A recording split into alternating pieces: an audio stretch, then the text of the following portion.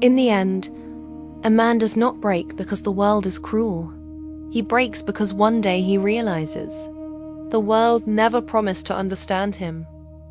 And that is where the silence begins. Not the silence of the mouth, but the silence of the soul. The kind that follows you at 3 a.m. when everybody else is asleep, and you're sitting alone with ghosts you created from your own memories. Carl Jung once said, "No tree can grow to heaven unless its roots reach down to hell." Most men want the light. Very few are willing to survive the darkness required to earn it. Because the truth is, every masculine soul is born twice. The first birth comes from the mother. The second comes from suffering. And Shiva is the god of that second birth. Not the peaceful version people hang on walls. Not the decorative god covered in flowers and music. I mean the real Shiva. The destroyer. The ascetic. The god who sits alone in the mountains, with poison in his throat and galaxies in his mind. A man becomes dangerous the moment he understands why Shiva sits in silence. Because silence is not emptiness. Silence is war under control. The world teaches men to suppress pain. Shiva teaches men to transform through it. That is why destiny isolates certain people. Not to punish them, but to remove every distraction, until they finally meet themselves. And that meeting is terrifying, because hidden beneath ambition, lust, ego, validation, there is a wounded child, begging to be seen. Jung called it the shadow, the side of you that carries rage, grief, jealousy, loneliness, hunger. Most people spend their lives running from it. But the spiritual man, he sits beside it. He listens to it.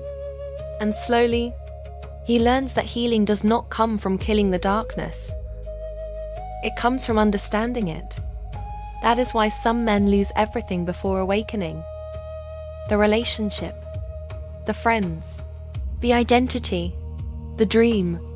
Because destiny cannot rebuild a man who is still attached to who he used to be. And maybe that's why your heart feels heavy lately.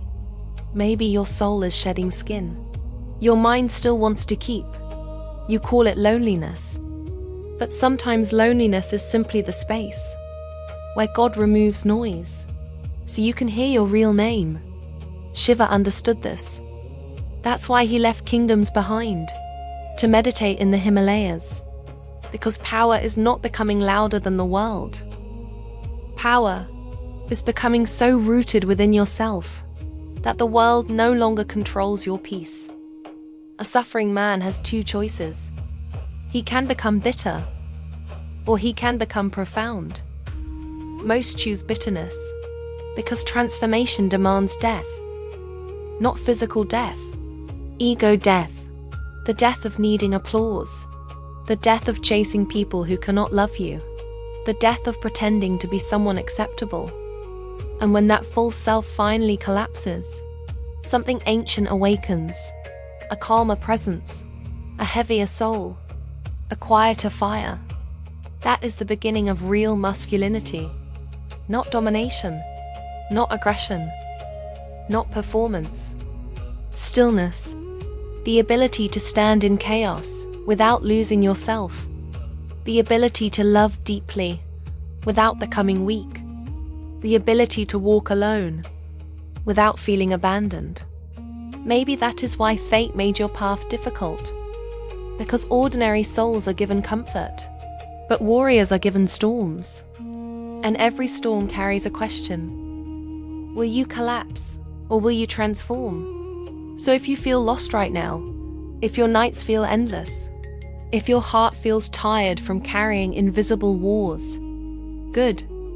The old version of you is dying. And somewhere beneath the pain, beneath the loneliness, beneath the silence, the man you were destined to become is finally waking up.